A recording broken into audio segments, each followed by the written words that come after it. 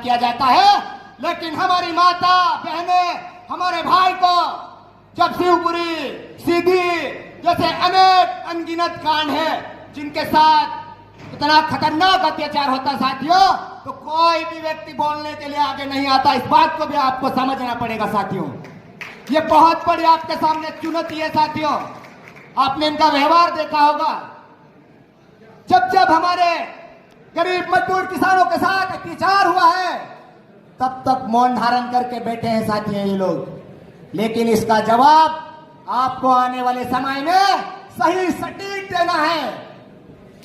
सही सटीक का मतलब यह है आपका वोट का अधिकार 5 साल का है साथियों। आपके वोट का अधिकार 5 साल के लिए है साथियों। उसका जवाब हम एक एक जो हमारे साथ अत्याचार हुआ, अन्याय हुआ, उसकी सोच बोझ समझदारी के साथ देना साथियों। इसी बात को आपको बताने के लिए आया हूं साथियों।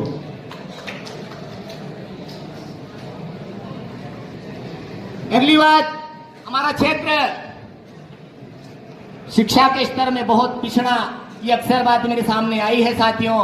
लेकिन इसमें आप सबके सामने आपके बीच में जो सरकार रही है, हमारे बीच में जो सरकार रही है साथियों, आपने देखा ही होगा भर्ती का आश्वासन तो कहीं बड़ा बड़ा हुआ है, लेकिन जमीनी स्तर पर कोई भी भर्तियां नहीं हुई साथियों।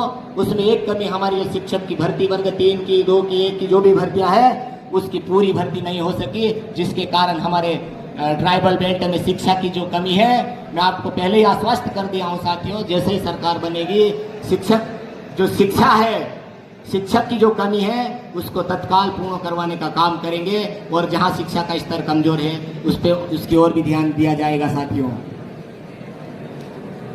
अगली बात, हमारे क्षेत्र के कुछ साथी ने कहा है कि हमारे अलीराजपुर क्षेत्र में मेडिकल, इंजीनियरिंग, एग्रीकल्चर जैसी कॉलेज होना चाहिए। निश्चित मैं मानता हूं कि होना चाहिए, क्योंकि साथियों हमको या मेडिकल कॉलेज में पढ़ाई करनी है तो हमको इंदौर और भोपाल जाना पड़ता है। यदि हमारे नजदीक ऐसी कोई सुविधा हो जाएगी तो हमको यहाँ और वहां का चक्कर नहीं लगाना पड़ेगा। इसलिए आपको इस बात का भी मैं भरोसा दिलाता हूं साथियों कि बहुत ही जल्दी अलीराजपुर और जोबन विधानसभा से आप दोनों जांबाची हुआ साथियों को भोपाल भेजिए। आपका medical college, engineering college, agriculture college, ये तीनों सपना बहुत जल्दी पूरा होने वाला है साथियों।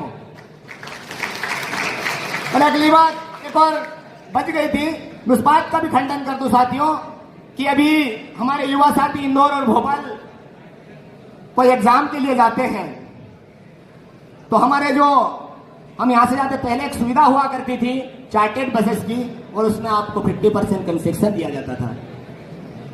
अब इस बार ऐसा किसी भी प्रकार का कोई कंसेक्शन नहीं मिल रहा है, तो मैं आपको इस बात का भी भरोसा दिलाने आया हूं साथियों।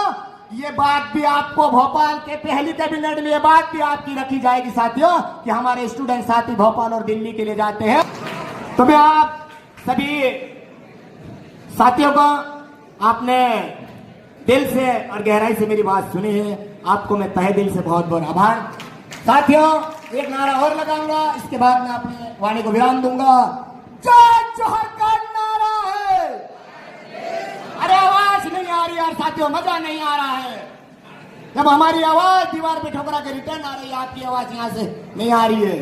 जय जोहर का नारा है, भारत देश हमारा है। जय जोहर का नारा है, भारत देश हमारा है। जय जोहर का नारा है, भारत देश हमारा है। अभी तो ये लड़ाई है, आगे और लड़ाई है। अभी तो ये लड़ाई है, आगे और लड़ाई है। आप सभी को पुनः जोहार।